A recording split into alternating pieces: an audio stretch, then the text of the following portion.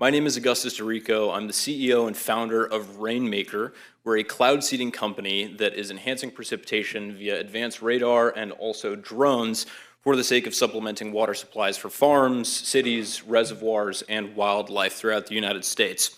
Our ultimate vision is to end water scarcity, and we've begun that mission already. I'm testifying to not oppose the spirit of this bill, which I think is well-founded, but the current configuration of the bill that I think would impede this mission for ending water scarcity and also for bringing the best-in-class technology to Florida and the rest of the United States. And so the first point that I'd like to make is the difference between solar radiation management and cloud seeding.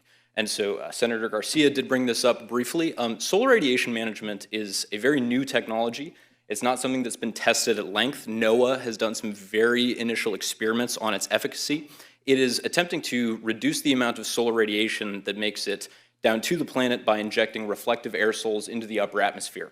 Once you inject these aerosols, they stay in the stratosphere for years. They have effects on the entire climate. The data from these experiments, because the experiments have been so few, is limited. And so the implications of them are not something that are well tested yet.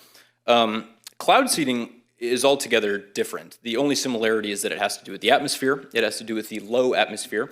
It's a mechanism, or it's a tool that either freezes the water in existing clouds or condenses the droplets in existing clouds into bigger snowflakes or bigger droplets such that they fall onto your target watershed or farm.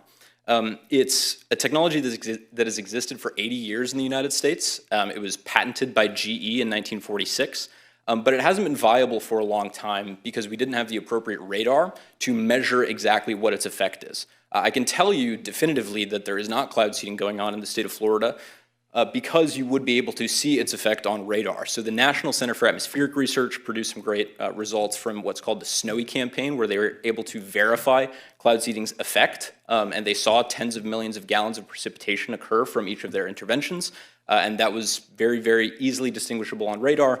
It also is worth saying that it's local in its scope, and it is very short temporally. So if ever there is cloud seeding going on and you don't like the consequences of it, there are unintended consequences, and it's quite well characterized, so the unintended consequences are minimal. You can stop whenever you like.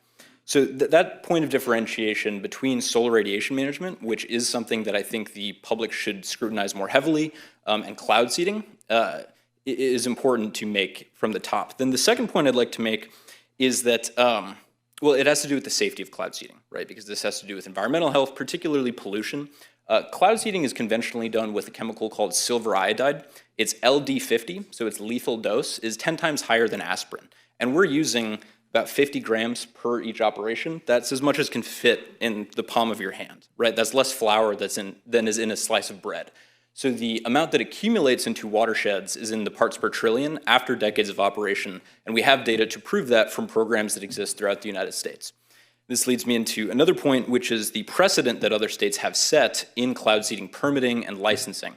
So I think that, per what I said at the top of my commentary, the spirit of this bill to protect Floridians, to protect Americans from environmental pollution, that is great. And I think that permitting and licensing absolutely should exist. It does exist in states like Texas and Utah and Idaho. So this isn't a blue state or red state issue. California has a process as well. New Mexico has a process.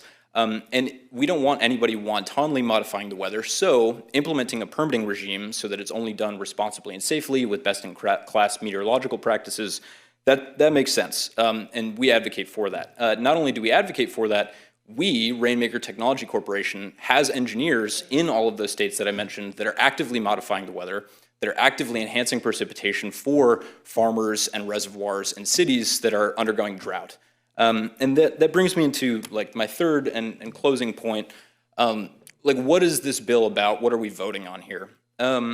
Yes, this has to do with Florida, first and foremost. I don't think that burdening the state with more regulation, with more permitting on investigation is something that it would necessarily be excited about, but if it was for the sake of protecting Floridians, that makes sense. I don't think that we want to prevent Florida's access to best-in-class technology for their agriculture and their water and their wildlife, but more than that, it has to do with the United States, both domestically and abroad. No ifs, ands, or buts. Mar-a-Lago exists here. Florida is a very consequential state within the United States, and if weather modification is banned here, that sets a precedent to deprive farmers in even more arid regions of the country from getting access to water from cloud seeding. And so if only for the sake of other Americans, for other farming interests, for other cities like Salt Lake, which is currently radically under budget for their water supply, and people are getting respiratory issues from the dust kicked up from the evaporation, cloud seeding could mitigate that. If this precedent is set here, it could affect other Americans. And not only could it affect us immediately within the United States, but long-term it could affect us geopolitically, because China has a $300 million annual budget for weather modification research and operations.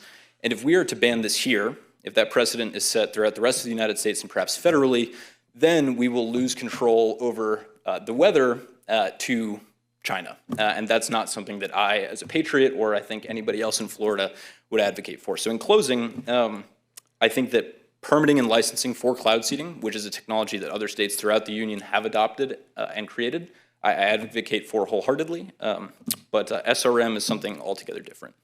Thank you, Mr. Doricko. I think Senator Pizzo has a question.